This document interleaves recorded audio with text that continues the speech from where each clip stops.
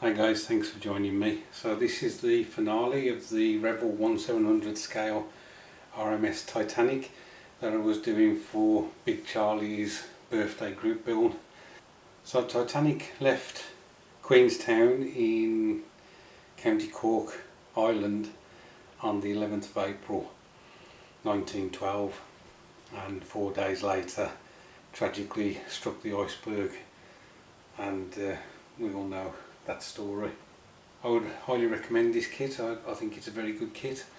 I really enjoyed putting it together, and I think the fit of most of the parts was very good, apart from that one issue that I had at this point here, getting the roof of this to fit to that section there. You recall I had to take some of the superstructure that you can see between the two decks. I had to take that out on the plastic in order for that to sit down. So I shall get the kit and we'll have a look at it together. So here she is, guys, finally finished. I think it's all come together quite well in the end. The rigging adds to the build. What I used was Easy Line. I don't particularly like using Easy Line. It tends to kink at locations where you don't intend it to. If some super glue is like in contact with it, it'll kink the thread.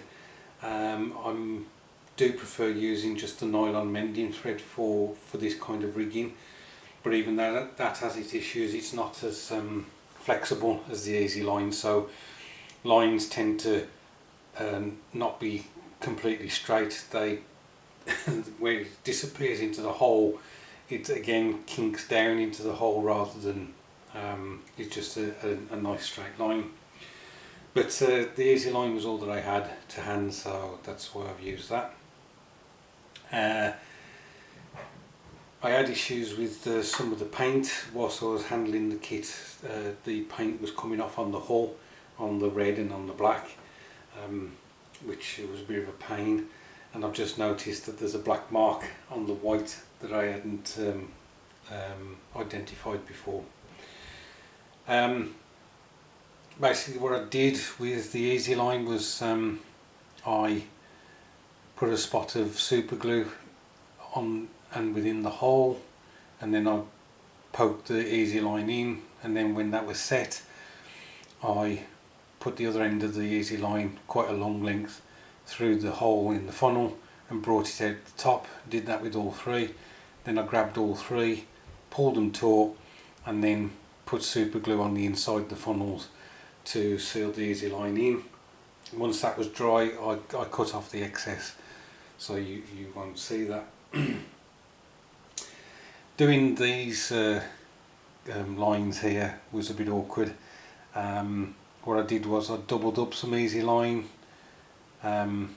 super glued it into the hole, and then I was able to take the two strands, one up to there, obviously one to here, and then bring them both down to a point down here, and securing it to the very front of the ship.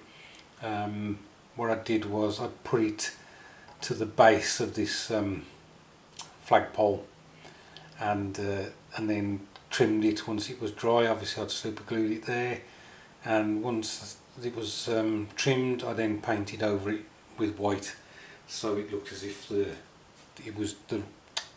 black line was just disappearing into the front, the bow of the ship there. Just noticed I haven't put the flags on either, on the bow and stern.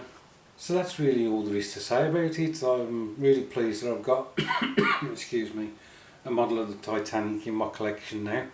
I have got the Revell 1/700 scale RMS Olympic, so that will be for a future build at some point.